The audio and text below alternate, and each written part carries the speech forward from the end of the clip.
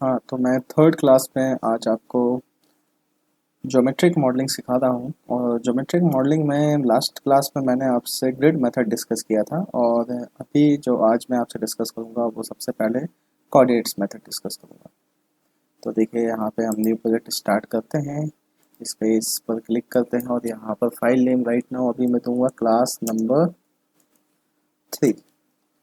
Length unit अभी हम feet ही लेंगे। अच्छा देखिए, मैं यहाँ पे लेंथ यूनिट फीट ले रहा हूँ या फुट ले रहा हूँ। तो ये जो यूनिट हमने इधर दिया हुआ है, इसका मतलब ये नहीं है कि ये यूनिट हमारा फिक्स हो चुका है। हम कभी भी अपने कन्वीनियंट के हिसाब से हम इसको कभी भी चेंज कर सकते हैं। अगर हमें फीट में वर्क करना है, मीटर में वर्क करना है, इंच में वर्क करना है, हम किसी भी टाइम पे इस यूनिट को चेंज कर सकते हैं। तो इसका कोई इतना बड़ा इशू नहीं है। अभी हमें नेक्स्ट करना है। नेक्स्ट करके इसको ओके करेंगे एंड देन फिनिश करेंगे।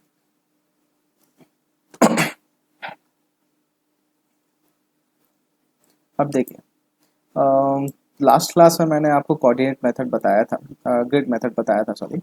अब मैं कोऑर्डिनेट मेथड आपसे डिस्कस करूंगा। तो देखिए, अभी मैं पहले ग्रिड मेथड एक इनिशियल एक बना के दिखाता हूँ, फिर आपको आगे कोऑर्डिनेट सिस्टम क्या होता है फिर समझाता हूँ।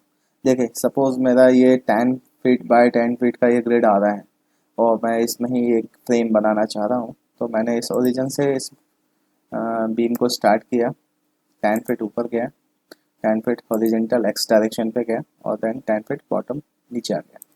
अब इसके बाद आगे मेरे को बीम नहीं चाहिए, तो मैं इसको कैंसिल करता हूँ, इसके बटन के थ्रू कैंसिल किया। अब कैंसिल करने के बाद मैं अगर चाहता हूँ कि ये ग्रिड की मेरे को अभी ज़रूरत नहीं है, तो मैं इस ग्रिड को जब क्लोज कर दूंगा तो ग्रिड गायब हो जाएगा। अभी देखिए, नेक्स्ट यहाँ पर आप देख रहे होंगे ये हमारे पास बीम्स आ रही हैं एंड बीम्स में नोड्स आ रहे हैं। मैं इनके नंबर्स ऑन करता हूँ। नंबर्स कैसे ऑन होता है मैंने लास्ट क्लास में आपसे डिस्कस किया था। माउस राइट क्लिक करके किधर जाना है आपको, लेबल्स में। लेबल्स में जाकर आप यहाँ पर बीम नंबर्स ऑन कर सकते हैं, नोड नंबर्स ऑन कर सकते हैं। अच्छा देखिए, ये beam numbers and node numbers अगर आप डायरेक्टली ऑन करना चाहते हैं तो इसके लिए यहाँ पे शॉर्टकट कीज हैं या कीबोर्ड्स के थ्रू आप इसको कर सकते हैं। ये देखिए, यहाँ पे क्या लिखा हुआ है, press shift plus letter shown in the bracket. देखिए, जैसे नोड नंबर्स के लिए एन लिखा हुआ है, बीम नंबर्स के लिए बी है, तो आप शिफ्ट के साथ ये पर्टिकुलर नंबर अल्फ़ाबेट जो है टाइप करिए, तो वो ऑप्शन एक्टिव हो जाता है। आप इसको अप्लाई करिए एंड देन ओके करिए। देखिए, अभी मैं आपको बताता हूँ, मैंने शिफ्ट बटन प्रेस किया और बी टाइप किया, तो देखिए बीम नंबर का चला गया। फिर शिफ्ट के साथ बी टाइप किया तो वापस आ गया। शिफ्ट के साथ एन टाइप किया, नोड नंबर गए। फिर से शिफ्ट के साथ एन किया तो नोड नंबर आ गए। अब देखिए, ये पर्पस क्या है इसका, मैं अभी आपको समझाता हूँ। देखिए, मैंने नोड नंबर, बीम नंबर और ग्रिड के थ्रू पहला फ्रेम क्यों बनाया, इसका क्या पर्पस है। देखिए, आपको यहाँ पर दिख रहा होगा डेटा एरिया में दो डायलॉग बॉक्स दिख रहे हैं। एक दिख रहा है node cursor, node dialog box, और एक बीम का डायलॉग बॉक्स।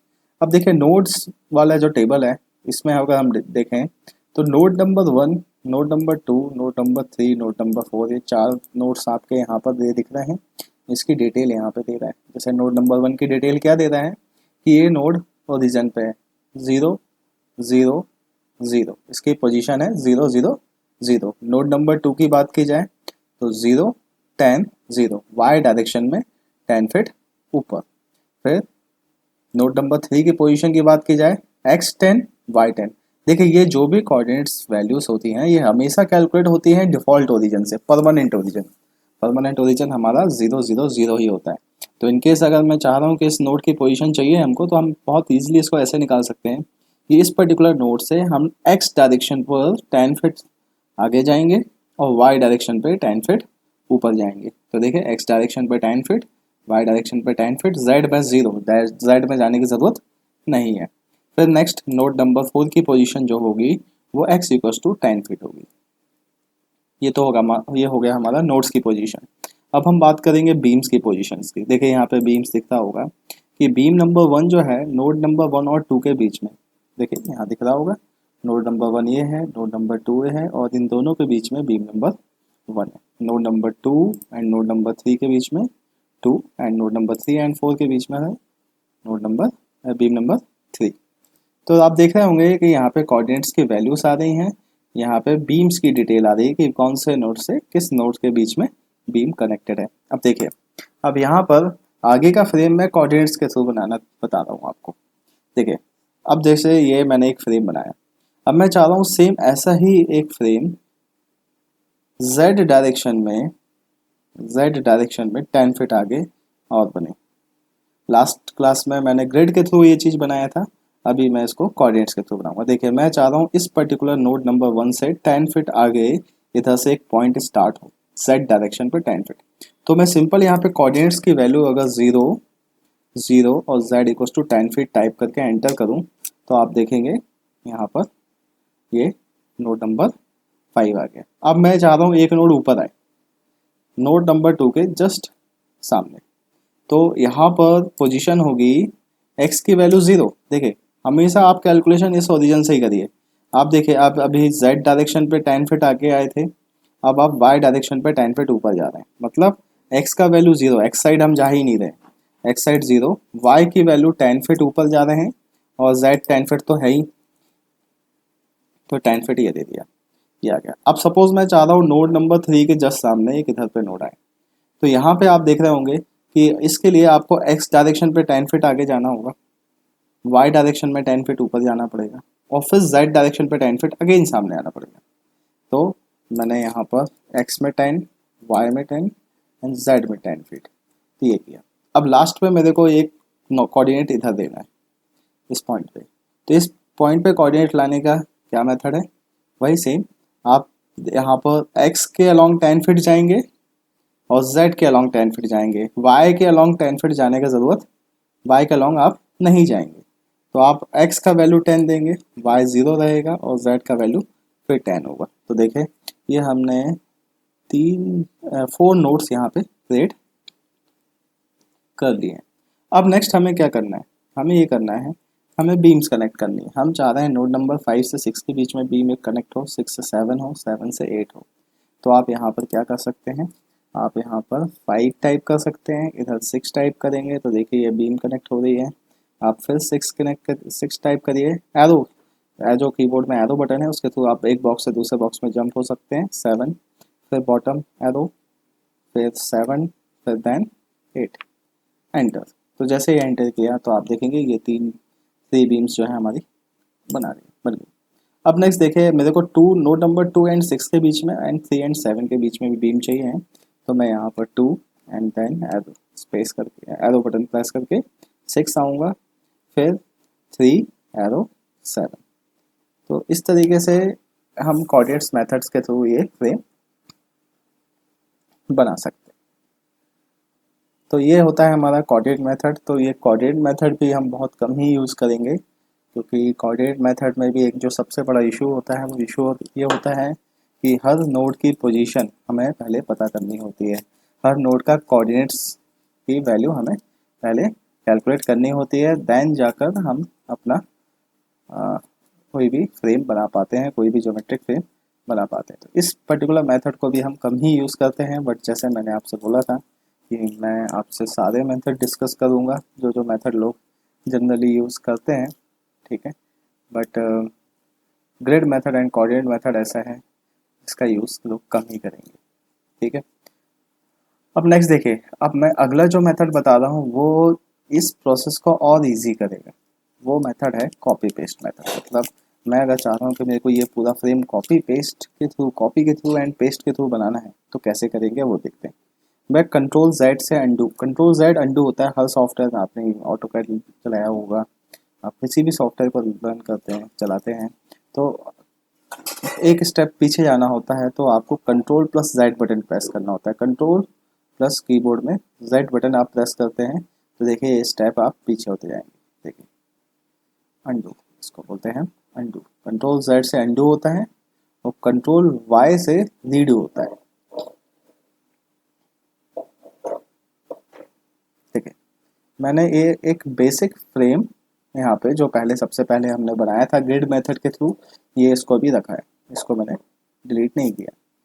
अब देखिए, मैं चाह रहा हूँ, अभी मैंने इसके जस्ट 10 फीट आगे जेड डायरेक्शन पे एक फ्रेम बनाया था, किसके थ्रू, कोऑर्डिनेट्स मेथड के थ्रू। अब यही चीज़ मैं कॉपी के थ्रू यूज़ बनाऊंगा। कैसे बनाते हैं देखिए, आपने सिंपल पहले इस पूरे फ्रेम को सिलेक्ट करना है और सिलेक्ट करके कंट्रोल सी से copy, control C for copy type करना है, फिर control V for paste, control V for paste, paste लेना है।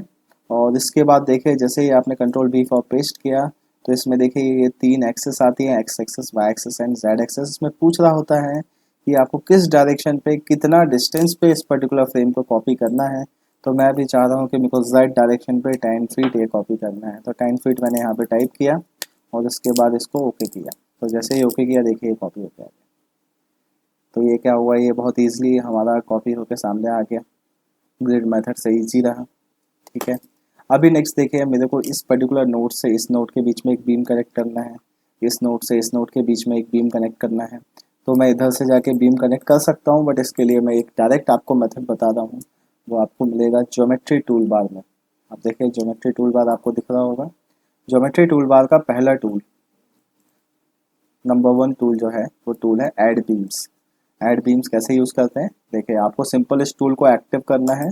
तो जब आप इसको एक्टिव करते हैं देखिए कर्सर का साइन चेंज हो जाता है और यहाँ पे देखिए नीचे आपको एक इंस्ट्रक्शन दे रहा है, click on node eight start of beam.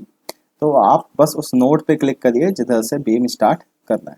तो मैंने जैसे ही नोड पे क्लिक किया देखिए बीम स्टार्ट हो गया। फिर अगेन मेरे को इधर एंड करना है तो मैं इधर पे क्लिक करूँगा तो यहाँ पर ये देखिए एंड ऑफ द बीम आपको पूछ रहा है, तो एंड ऑफ द बीम मैंने इधर पे ये क्लिक किया। तो देखिए ये पर्टिकुलर टूल सिर्फ नोड टू नोड वर्क करता है, मतलब ऐसे फ्री स्टाइल हम कहीं पे भी बीम नहीं बना सकते। आपको इसको स्टार्ट नोड बताना होता है और एंड नोड बताना होता है, तब जाके ये बीम कनेक्ट होता है। और इसके आगे अगर इनकेस हमें नहीं चाहिए है तो उसको कैंसिल करने के लिए एस्केप बटन आप प्रेस करेंगे, वो कमांड कैंसिल हो जाता है। अब देखिए ये मैंने z डायरेक्शन पे 10 फीट का एक स्पेस कवर करते हुए एक सिंपल सा एक 10 फीट बाय 10 फीट का फ्रेम बनाया।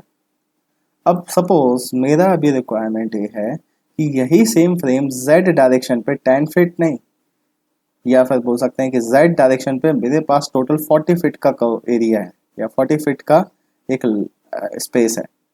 ठीक है, और मैं चाह रहा हूँ कि ये 10 फीट का एक फ्रेम आया, ऐसे ही 3 फ्रेम्स और आ जाए 40 फीट फॉर टोटल 40 फीट को कवर करते हुए। तो इसको हम कैसे करेंगे, देखिए कंट्रोल बटन, आपको इसमें एक से ज़्यादा ऑब्जेक्ट सेलेक्ट करने होते हैं, मल्टीपल ऑब्जेक्ट सेलेक्ट करने होते हैं, तो आप कंट्रोल बटन प्रेस करके सिलेक्ट करते हैं।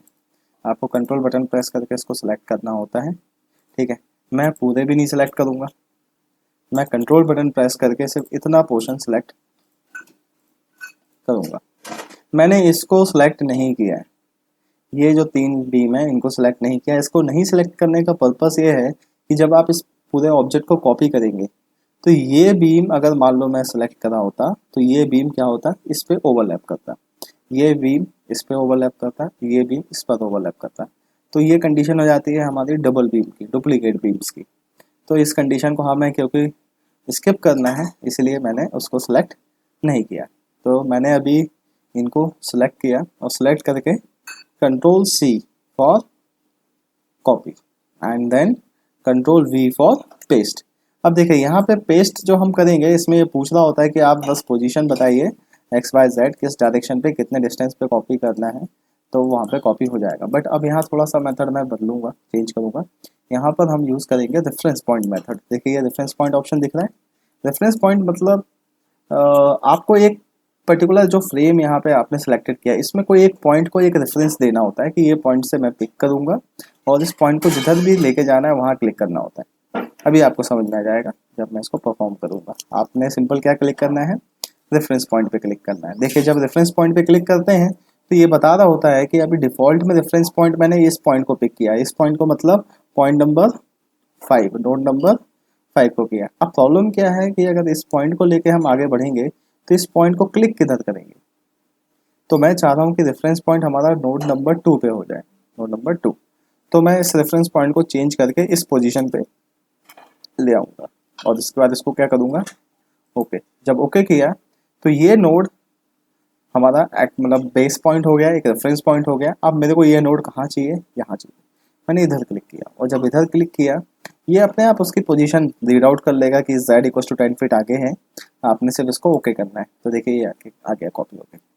फिर इधर पे क्लिक किया, ओके। फिर अगेन क्लिक किया, ओके ये देखिए 10, 20, 30 एंड 40, ये 10 फीट ये स्पेस था, 10 ये था, और टोटल 40 फीट का स्पेस हमने यहाँ पे कवर कर लिया है। अब इसके आगे मेरे को नहीं चाहिए तो स्केप बटन करेंगे तो कर्सर हमारा नॉर्मल कर्सर हो जाएगा। अच्छा देखिए कंट्रोल Z करता हूँ। मैंने अभी आपको जब बताया कि अगर हम कॉपी पेस्ट करते हैं तो सिलेक्शन के टाइम ये ध्यान रखना है कि हमें सिर्फ इतना ही सिलेक्ट करना है, ऐसा ज़रूरी नहीं है, लेकिन अगर हम चाहें तो हम पूरा भी सिलेक्ट कर सकते हैं। बट इसमें क्या होता है, थोड़ा सा एक स्टेप आपका बढ़ जाएगा, होगा इसमें भी, बट एक स्टेप्स आपके बढ़ेंगे। कैसे बढ़ेंगे अभी मैं आपको परफॉर्म करके दिखाता हूँ। देखिए मैंने अभी सपोज पूरा ही सिलेक्ट कर लिया और कंट्रोल C से कॉपी किया और कंट्रोल V से पेस्ट किया, और यहाँ पे ये पूछ रहा है रेफरेंस पॉइंट, तो मैंने रेफरेंस पॉइंट पिक किया। ये अभी राइट नाउ रेफरेंस पॉइंट इस पॉइंट को पिक किया है, ओके आपको चेंज करने का ज़रूरत नहीं है, आप इसको ओके करके आगे बढ़ेंगे। अब देखिए ये पॉइंट को मैं कहाँ लेकर आना चाहता हूँ, यहाँ पर। जब मैं यहाँ पर क्लिक करके इस पर ओके क्लिक करूँगा तो देखिए एक मैसेज दे रहा है हमको, मैसेज दे रहा है डुप्लीकेट बीम्स इग्नोर, मतलब ये बोल रहा है कि मैं डुप्लीकेट बीम्स ड्रॉ करने नहीं दे रहा हूँ, ओके। तो हुआ क्या कि यहाँ पे उसको पता है कि बीम नंबर 1 और बीम नंबर 4 आपस में मर्ज हो रही थी, यहाँ पे 2 बीम्स हो जाती हैं, डुप्लीकेट बीम्स हो जाती हैं, उस डुप्लीकेट बीम को उसने इग्नोर किया। बट प्रॉब्लम क्या है कि आप ऐसे क्लिक करके आगे बढ़ते जाते, ये एक एक्स्ट्रा स्टेप आपके पास बार बार आता है जिसको आपको ओके करना पड़ता है। क्लियर है? मैं अभी इसको स्केप करता हूँ और इसको कंट्रोल Z वापस करता हूँ। तो बेटर ऑप्शन ये है कि हम इसको सिलेक्ट ही ना करें, हम सिर्फ सिलेक्ट उतना पार्ट करें जो हमें एक्चुअली कॉपी करना है।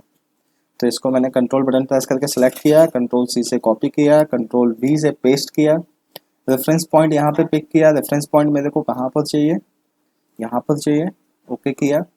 अब बस आपने क्या करना है, अपनी पोजीशन डिफाइन करते आना है कि इधर, फिर आएंगे आगे, फिर अगेन आगे की तरफ, ठीक है। सपोज 50 फीट मैं कवर कर रहा हूँ टोटल Z डायरेक्शन पे, तो मैंने 50 फीट तक कर दिया। स्केप करते हैं, कैंसिल हो जाते हैं। देखिए अभी देखिए जब मेरा फ्रेम थोड़ा सा बड़ा हो गया, ये फ्रेम हमने बड़ा बना लिया है, तो इसमें beam numbers and node numbers काफ़ी उस चीज़ को, उस फ्रेम को कॉम्प्लिकेटेड टाइप का शो करता है।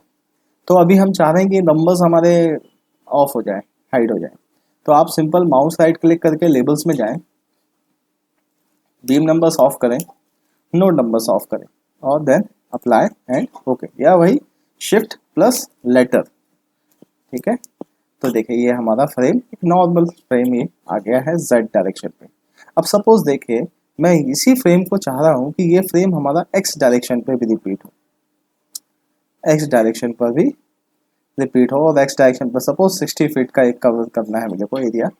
तो मैं यहाँ पर कंट्रोल बटन प्रेस करके मैं ये फ्रेम्स को यहाँ पर सिलेक्ट करना चालू कर दूँगा। ये देखिए मैं ये फ्रेम्स को यहाँ पे क्या कर रहा हूँ, सिलेक्ट कर रहा हूँ। बट देखिए जब मैं इसको सिलेक्ट कर रहा हूँ तो सिलेक्शन में अभी आप देख रहे होंगे टाइम थोड़ा ज़्यादा लग रहा है। अब मेरे को इस टाइमिंग को जो है ना कम करना है। मतलब ये देखिए आप कंट्रोल बटन प्रेस करके सिलेक्ट कर रहे हैं तो इसमें टाइम थोड़ा ज़्यादा लग रहा है। या फिर एक ऑप्शन ये है कि आप पूरा ही सिलेक्ट करिए, बट इसमें फिर एक एक्स्ट्रा मैसेज आने लगेगा डुप्लीकेट बीम इग्नोर्ड। तो मैं चाह रहा हूँ कि ये जो टाइमिंग है हमारा सिलेक्शन का टाइमिंग, ये थोड़ा सा कम हो जाए। तो इसके लिए मैं एक टूल बार आपको बता रहा हूँ, वो टूल बार के थ्रू ये चीज़ हमारा हो जाएगा। देखिए टूल बार का नेम है रोटेट टूल बार। जितने भी टूल बार अभी हमें ज़रूरत पड़ती जा रही है उस टूल बार को मैं सामने लेके आता जा रहा हूँ, उसके नेम आपको दिखा रहा हूँ कि ये देखिए टूल बार का नेम रोटेट टूल बार है। अब देखिए इस रोटेट टूल बार में यहाँ पे ये व्यूज़ के ऑप्शंस हैं, व्यूज़ जैसे ये है व्यू फ्रॉम +Z, ये है व्यू फ्रॉम -Z। देखिए क्या होता है कि अगर मैं इस फ्रेम को इस पर्टिकुलर लोकेशन, सपोज ये लोकेशन हमारा है, हम इधर से खड़े होकर हम फ्रेम को देख रहे हैं, तो इस पर्टिकुलर लोकेशन से जब हम फ्रेम को देख रहे हैं तो ये डायरेक्शन, ये कौन सा डायरेक्शन कहलाएगा जिसमें हम देख रहे हैं, ये डायरेक्शन कहलाएगा Z डायरेक्शन। देखिए Z डायरेक्शन किस साइड आता है, ये Z, आप कोऑर्डिनेट सिस्टम को अगर आप देखेंगे ध्यान से तो Z डायरेक्शन ये इसी साइड है। तो इधर अगर हम देख रहे हैं, यहाँ से देख रहे हैं फ्रेम को, तो ये Z+ डायरेक्शन कहलाएगा। यहाँ से देखेंगे पीछे साइड से तो ये Z- डायरेक्शन कहलाएगा। ये डायरेक्शन से देखेंगे तो ये X+ डायरेक्शन कहलाएगा। ये डायरेक्शन X- कहलाएगा। इधर से देखेंगे तो ये X+ कहलाएगा। ऊपर से देखेंगे तो Y+ होगा, और बॉटम साइड से देखेंगे तो Y- होगा।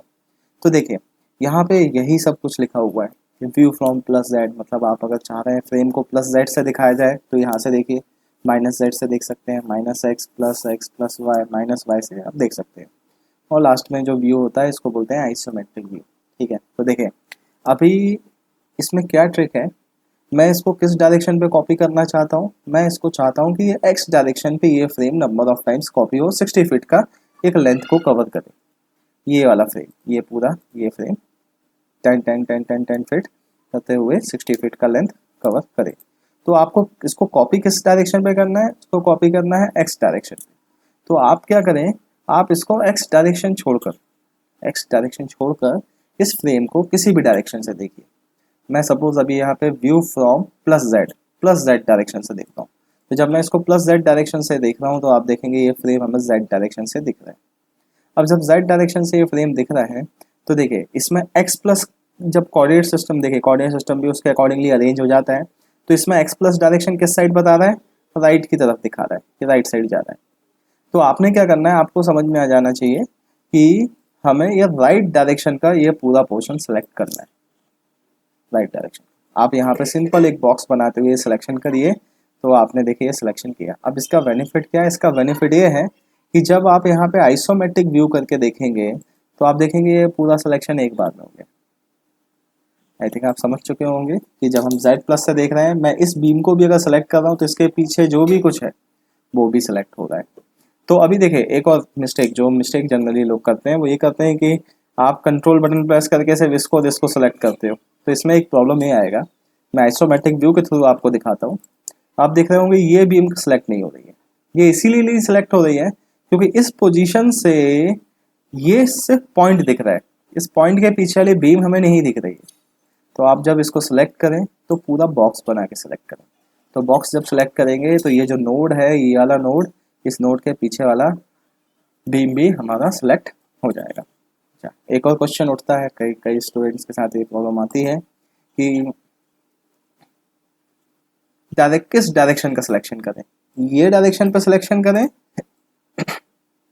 कि ये डायरेक्शन पर सिलेक्शन करें। देखिए ये इधर से डिसाइड होगा कोऑर्डिनेट सिस्टम से। कोऑर्डिनेट सिस्टम में देखिए एक्स प्लस कहाँ जा रहा है, राइट साइड, एक्स माइनस कहाँ जाएगा, डेफिनेटली लेफ्ट साइड जाएगा। अब यहाँ पे अगर मैं आइसोमेट्रिक व्यू ऑन करूँ, आपको इसे रिपीट कॉपी किस साइड करना है, आपको इसको कॉपी करना है एक्स प्लस डायरेक्शन पे। देखिए एक्स प्लस किस साइड जा रहा है, उसी साइड जा रहा है। तो आप जब इसको जेड प्लस से देख रहे हैं तो आपको मालूम है कि मेरे को कॉपी एक्स प्लस डायरेक्शन पे करना है, राइट साइड करना है। तो आप राइट साइड का पोर्शन सिलेक्ट करिए। क्लियर है? हाँ, अगर मैं इसी फ्रेम को जेड प्लस की बजाय जेड माइनस से देखता तो जेड माइनस में एक्स प्लस डायरेक्शन कहाँ जा रहा है, लेफ्ट की तरफ जा रहा है। देखिए एक्स प्लस लेफ्ट साइड बोल रहा है कि लेफ्ट साइड एक्स प्लस है आपका। तो आप इस डायरेक्शन को सिलेक्ट करोगे, इस पोर्शन को सिलेक्ट करोगे। अच्छा, जो भी सिलेक्शन आप कर रहे हैं उसको कंफर्म करना है तो आप इधर पे आइसोमेट्रिक व्यू ऑन कर दीजिए। इससे आपको कंफर्म हो जाएगा कि आपने सिलेक्शन सही किया है या नहीं किया है। अभी देखिए ये सिलेक्ट हो गया, और सिलेक्ट करके कंट्रोल सी से कॉपी करेंगे एंड देन कंट्रोल वी से पेस्ट करेंगे। जब पेस्ट करते हैं तो ये यहाँ पे सेम वही रेफरेंस पॉइंट का ऑप्शन आएगा। आप रेफरेंस पॉइंट क्लिक करिए, ये रेफरेंस पॉइंट सही है, इसको चेंज करने का ज़रूरत नहीं है। ये पॉइंट से उठाकर मैं इसको यहाँ पर कॉपी करना चाह रहा हूँ, इसको ओके करूँगा और बस आप क्लिक करते आइए। 20 feet, 30 feet, 40 feet, 50 feet and then last में 60 फीट। तो टोटल मैंने एक्स डायरेक्शन पे 60 फीट का लेंथ कवर कर लिया। कैंसिल करना है, एस्केप करिए। अब देखिए ये सिलेक्शन को कैंसिल करना है ना, तो ऑन स्क्रीन कहीं पर भी क्लिक कर दीजिए। ऑन स्क्रीन कहीं पर भी क्लिक करेंगे तो वो कैंसिल हो जाता है। अब देखिए ये मैंने एक जनरल एक बॉटम फ्लोर पूरा एक फ्रेम बना लिया है। अब मैं चाह रहा हूँ कि इसी फ्रेम को वाई डायरेक्शन पे वाई डायरेक्शन पे नंबर ऑफ फ्लोर्स में कन्वर्ट करना है, एक बिल्डिंग में कन्वर्ट करना है, सिंपल फ्रेम बिल्डिंग में कन्वर्ट करना है। तो आप क्या करेंगे, इस पूरे को सिलेक्ट करेंगे, इस पूरे फ्रेम को, और पूरे फ्रेम को सिलेक्ट करने के बाद आप फिर कंट्रोल सी से कॉपी करेंगे, कंट्रोल वी से पेस्ट करेंगे। जब पेस्ट करते हैं तो इसमें फिर से रेफरेंस पॉइंट पिक करिए। रेफरेंस पॉइंट देखिए बिल्कुल सही है। बॉटम पॉइंट से हम इसको पिक करेंगे। हम चाहेंगे बॉटम पॉइंट से पिक होकर एक बार ऊपर कॉपी और फिर ऐसे कॉपी होते होते होते ऊपर होता है। आपने इसको ओके करना है और इस पॉइंट को कहाँ क्लिक करना है, ऊपर वाले में क्लिक किया, ओके, फिर क्लिक किया, ओके, फिर क्लिक किया, ओके, फिर क्लिक किया। आपको जितना भी फ्लोर का बिल्डिंग हो आप उतने फ्लोर को आप यहाँ पे बहुत इजीली कॉपी करके बना सकते हैं। और फिर फाइनली अगर इस कैंसिल करना है तो escape। तो देखिए ये मैंने एक फ्रेम बनाया है, ये बनाया है कॉपी पेस्ट मेथड के थ्रू। अब आप देखिए खुद कंपैरिजन करके देखिए कि अगर इस फ्रेम को ग्रिड मेथड से बनवाया जाता तो कितना मुश्किल हो जाता। प्लस अगर हम कोऑर्डिनेट मेथड यूज़ करते हैं तो आप देख रहे होंगे कि यहाँ पे जो कोऑर्डिनेट्स आ रहे हैं, जो नोट्स आ रहे हैं, वो टोटल 294 नोट्स आ रहे हैं। आप एक एक कोऑर्डिनेट्स को कितना टाइप करते रहते हैं। तो ये जो मेथड है, ये मेथड हमारे प्रोसेस को फास्ट कर देता है। ये एक यूज़फुल टूल है कॉपी एंड पेस्ट। ठीक है, तो आज के लिए अभी इतना ही। अब हम नेक्स्ट क्लास में दूसरे मेथड और डिस्कस करेंगे।